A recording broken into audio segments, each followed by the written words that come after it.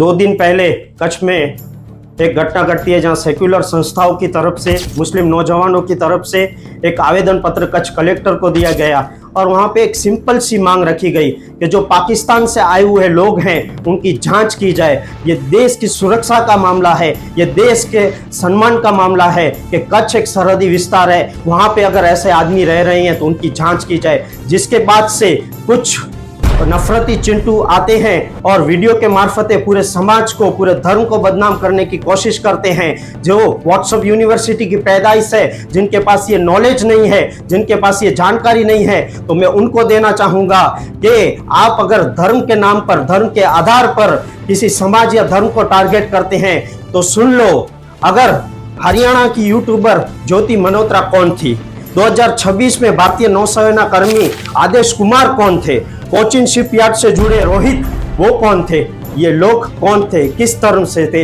अगर मैं इनका नाम लेके पूरे धर्म को टारगेट करूं, किसी धर्म को मैं टारगेट करूं, ये हरगिज वाजह नहीं है, ये हरगिज बर्दाश्त नहीं है। और वो लोग जो कहते हैं कि कच्छ एक सरहदी विस्तार है, तो इसी कच्छ के सरहदी विस्तार में 7/7/2023 को एटीएस नीलेश वालजीभाई बढ़िया को जासूसी में मामले में उठाती है पाकिस्तान की। तो क्या कहाँ गया था तब आपका सेक्युलरिज्म, कहाँ था जब आप ये बात करते? तब आपको कोई धर्म नहीं दिखा, तब आप किसी धर्म के बारे में नहीं कर रहे थे टारगेट। तो ये वो सारे नाम है जो यहाँ से पकड़े गए हैं। और आप अगर 2008 की घटना को याद करते हो तो ये भी सारी घटनाएं हैं। और अगर आपको इजाफा चाहिए आपकी नॉलेज में तो मैं देना चाहूंगा कि 20 मई को जो समाचार पत्र में प्रकाशित हुए नारायण सरोवर के 28 वर्षीय सहदेवसी दीपूभा गोयल, वो कौन से धर्म के थे?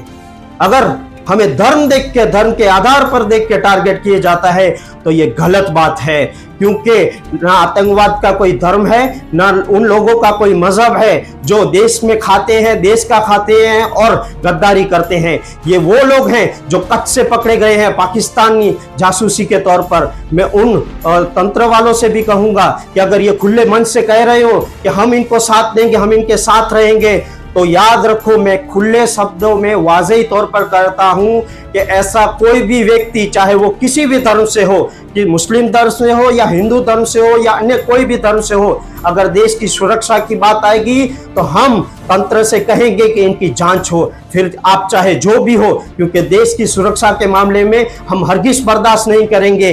क्योंकि इस मिट्टी को हमने आज़ादी के समय से सींचा है, हमीद हो, अशफाकुल्ला खान हो, आज़ादी के दौर में भी हमने ये सारे जो आज़ादी के जंगे आज़ादी में रहे हैं। और वो धर्म के नाम पर अगर कहना चाहते आतंकवाद, तो मैं उनको सवाल करना चाहता हूं कि चंद्रशेखर आजाद को किसने वहां पे दी थी जानकारी और 5000 रुपए का इनाम मिला था, वो नाम भी ढूंढ ले। तो मैं उन लोगों को कहना चाहूंगा कि आप पहले अपने गिरबान में झांक के देखिए। सुबह होते ही अखबार में अगर आप देखें उर्दू नाम वाला और उसको चिपका देते हैं अपने इंस्टाग्राम पे और वीडियो बना देते हैं कि देखो ये क्या करते हैं। आप अगर वो बोलते हो सोने की चिटिंग गोल्ड की, ये तो देश के साथ सरासर गद्दारी करने वाले लोग हैं, चाहे नीलेश वालजीभाई बढ़िया हो या नारायण सरोवर के सहदेव सिंह गोयल, जो पेटा आरोग्य केंद्र में कॉन्ट्रैक्ट पर मल्टीपर्पज हेल्थ केयर तरीके, मतलब कि एक एजुकेटेड व्यक्ति भी अगर इस तरह की हरकत कर सकता है तो आप सोच सकते हैं कि कच्छ में क्या माहौल होगा। और ये नफरती चिंटू सिर्फ उर्दू नाम वाले को ढूंढते हैं। और मैं इन नफरती चिंटुओं को एक और जानकारी दे दूं, 2014 को अजित डोभाल का एक कोर्ट स्टेटमेंट है जो मैं आपके समक्ष में कोट करता हूं, जहां उन्होंने कहा था, Pakistani ISI has recruited more Hindus than Muslim for intelligence task in India. Indian Muslim by and large have remained loyal to India and have helped the country in the fighting terrorism. जिसका ये होता है मायने कि पाकिस्तान की ISI ने भारत में खुफिया कामों के लिए मुसलमानों से ज्यादा हिंदुओं को भर्ती किया है। भारतीय मुसलमानों ने बड़े स्तर पर भारत के प्रति वफादारी दिखाई है और आतंकवाद के खिलाफ लड़ाई में देश का साथ दिया है। ये जो स्टेटमेंट मैं आपके सामने कहा वो अजित डोभाल का 11 मार्च 2014 का दिया हुआ स्टेटमेंट है। तो अब उन नफरती चिंटुओं को कहना चाहूंगा कि जो भी नाम मैंने कहे वो क्या देश के साथ गद्दारी करने वाले लोग नहीं थे? कौन थे?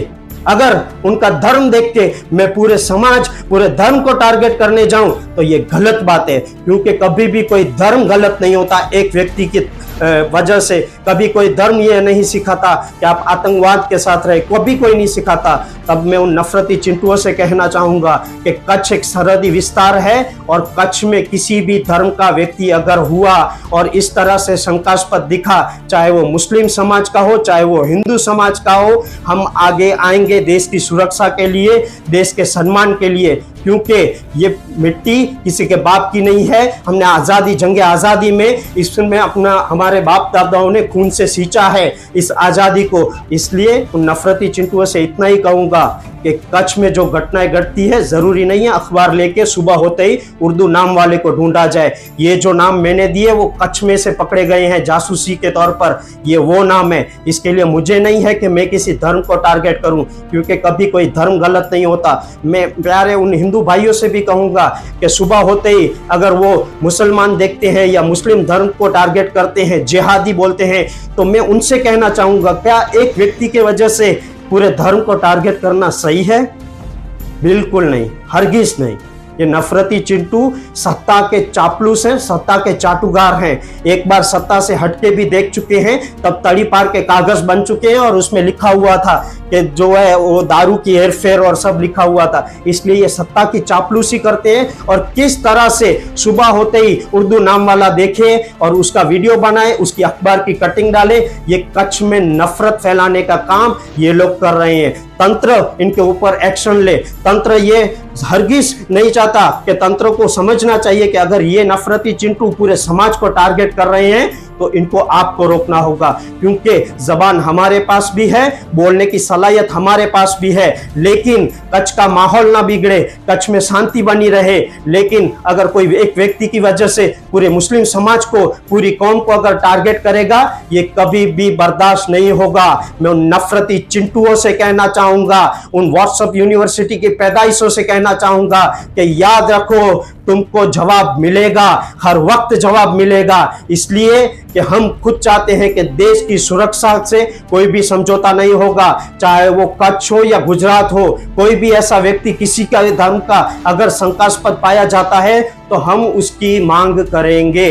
यही हमारा स्टेटमेंट है और मैं खुले शब्दों से कह रहा हूं, कोई शब्द चोरी नहीं कर रहा हूं। तुम संगठन वाले चमन चिंटुओं, उनको कहना चाहता हूं कि हम उन लोगों की मांग करेंगे जो भी पाकिस्तान से आके यहाँ पे बस रहे हैं, क्योंकि सहदेव सिंह हो या राकेश कुमार हो या रोहित हो, वो भी जासूसी कांड में पकड़े गए हैं। तो सब लोगों की जांच होगी और उन जांच की मांग की जाएगी। चाहे आप कितना भी कुछ भी कर लो, ऐसा नहीं हो सकता कि आप सिर्फ एक कौम को, एक समाज को सुबह उठते ही टारगेट करो और आपको जवाब नहीं मिलेगा। आपको जवाब मिलेगा। इसलिए मेरे तंत्र से भी गुजारिश है, एसओजी से भी गुजारिश है और एटीएस से भी गुजारिश है कि ऐसे लोगों के ऊपर कार्रवाई की जाए जो खुले मंच से कह रहे हैं कि हम ऐसे लोगों का साथ देंगे, पाकिस्तान से आए हुए लोगों का साथ देंगे। जांच उनकी भी होनी चाहिए। और मैं खुले शब्दों में कह रहा हूं, कोई शब्द चोरी नहीं कर रहा, कि इस हिंदू युवा संगठन के अध्यक्ष के ऊपर भी जांच की जाए कि ये किसको सहारा दे रहा है और किसके सहारा देने की बात कर रहा है। अब बोल रहा हूं मैं खुले मंच से, खुले तौर पर, कोई शब्द चोरी नहीं कर रहा हूं। इसलिए मेरी तंत्र से गुजारिश है, ऐसे नफरती चिंटुओं को रोके।